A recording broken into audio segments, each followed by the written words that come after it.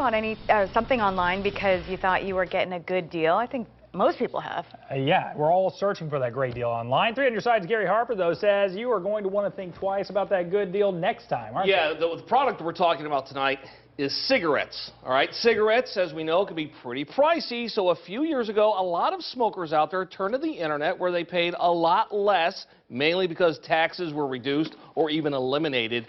Well, now those consumers are getting a wake-up call. Michael Sadowski isn't exactly proud that he smokes. Very expensive, nasty habit. So after several failed attempts to quit, he started looking for a cheaper way to smoke and found it by purchasing cigarettes online. I did that back in 2007, 2008, and then in 2009 they started the PACT Act, which made it illegal to sell cigarettes across state lines. So Michael switched back to buying his cigarettes in stores and never thought any more about it. But a couple of weeks ago, he got a package from the Arizona Department of Revenue. I was sick to my stomach, highly stressed. All because of what this letter said.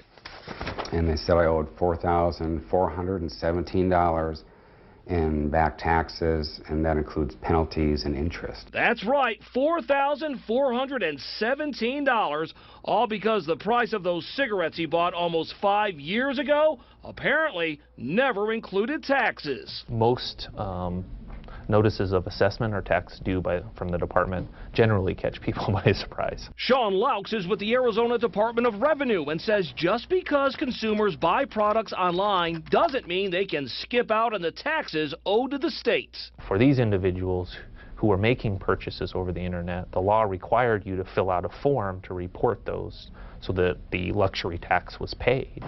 So when the department was able to obtain records from those internet tobacco retailers, they wanted what was owed to them. Obviously, in this case, it does catch up to people. You know, obviously, it's based on, information that we receive and that we find, and then we try and collect the tax that's due. Michael says he wasn't trying to skirt the system. He just thought he was getting a smoking deal purchasing online. There's thousands of people just around the Phoenix area who buy stuff online every day. And I feel right now every person who bought anything online is in jeopardy if they did not pay state sales tax. Yeah, look, Michael is not the only one getting that notice saying that he owes taxes for those cigarettes. In fact, the Revenue Department tells Serena Side that another batch of those love letters going out to thousands of Arizonans out there saying, you need to pay up. Is it other things, too, like electronics and things like that? We're talking strictly about cigarettes this time. Yeah, they passed a law just a couple of years ago saying, anything across state lines, cigarettes, got to be taxed.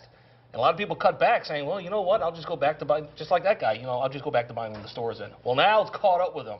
All these years ago, and now it's just, they're getting this whopper of a bill. Yeah, nearly $5,000. That hurts. Oh, my goodness. Yeah. If he doesn't pay, they'll do all kinds of things. They'll put a lien on him. They'll get the money out of him somehow.